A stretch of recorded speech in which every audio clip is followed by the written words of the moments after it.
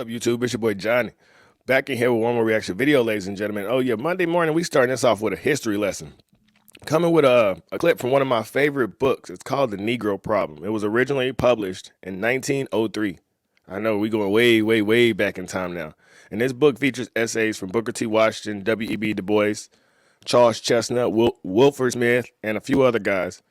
And each one of these men wrote an essay on what they thought would be needed for racial uplift ideology. And it really doesn't fit anything that we're hearing nowadays in America. So I figured let's bring the past to the future and see what went wrong. And this is your first time to the channel, welcome. As I've said time and time again, the goal is to reach 1 million subscribers and start 1 million thought-provoking conversations.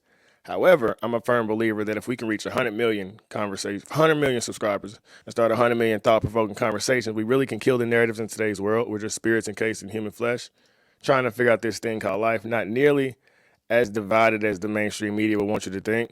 So if you like what you hear in this video, please share it far and wide. Now, without further ado, let's check out what Booker T. Washington thought we should do to uplift the race. I close, then, as I began, by saying that as a slave the Negro was worked, and that as a freeman he must learn to work. There is still doubt in many quarters as to the ability of the Negro, unguided, unsupported, to hew his own path and to put into visible, tangible, indisputable form products and signs of civilization. This doubt cannot be much affected by abstract arguments, no matter how delicately and convincingly woven together. Patiently, quietly, doggedly, persistently, through summer and winter, sunshine and shadow, by self-sacrifice, by foresight, by honesty and industry, we must reinforce argument with results. One farm bought, one house built, one home sweetly and intelligently kept, one man who is the largest taxpayer or has the largest bank account, one school or church maintained, one factory running successfully, one truck garden profitably cultivated, one patient cured by a Negro doctor, one sermon well preached, one office well filled, one life cleanly lived. These will tell more in our favor than all the abstract eloquence that can be summoned to plead our cause. Our pathway must be up through the soil, up through swamps, up through forests, up through the streams, the rocks, up through commerce, education, and religion. End of section 1, recording by James K. White. And that was from a man who was literally a slave. We must go up. There's no other option. But yes, as slaves we will work. But in order to have anything meaningful in life, you're gonna have to work on your own.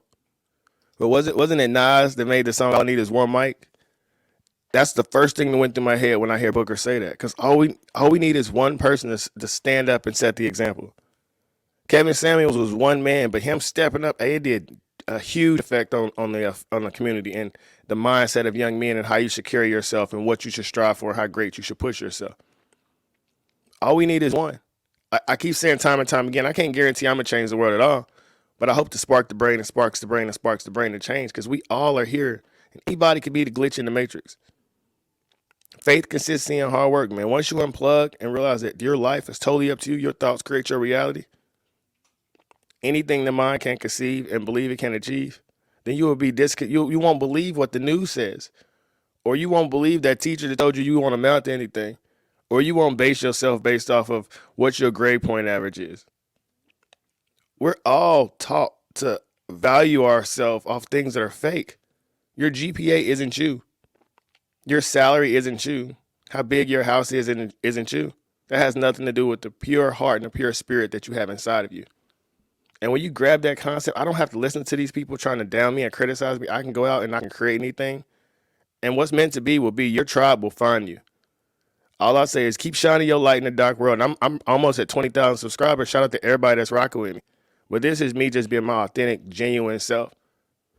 Because too many people in the world are playing follow the leader, and we got the blind leading the blind.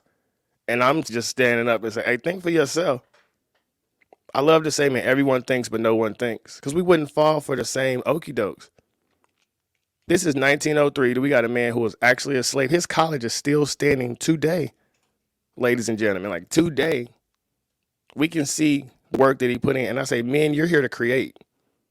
What are you going to leave behind? What's your legacy? Stop chasing women. Stop chasing cheap pleasure.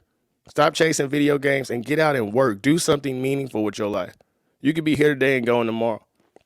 I say one of the dopest things I love about Kobe Bryant, and though he's gone, there's so much art to be left behind. And every human right now, if you're watching this video, if you got air in your body, if our chakras are aligned, you have the ability to go out and create art.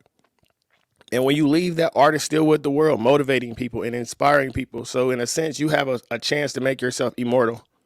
And that's my goal, is to touch as many people as I can while I'm here, but also to know once I'm gone, I can still motivate and inspire young men and young women. Don't listen to the negativity of this world telling you what you can be and what you can't become. But you have to put the work in. Faith without work is dead.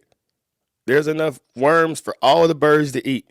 But God don't just drop the worms in the bird's mouth. The birds got to get out and go hunt. So get up every morning. Have a goal. Write it down and make it plain. Faith, consistency, and hard work. You know, the Bible says you have not because you ask not. And I'm a firm believer, man, in writing down what you want on paper, holding yourself accountable. There's no limits to what you can do in this life. You are limitless. Spread this video far and wide. Spread love, spread positive vibes. Check out the full book of The Negro Problem. It's an amazing book, man. Booker T. Washington will change your life. Also, if you haven't read Up From Slavery, I recommend reading that book as well. Spread love, spread positive vibes. Have a super mega awesome Monday.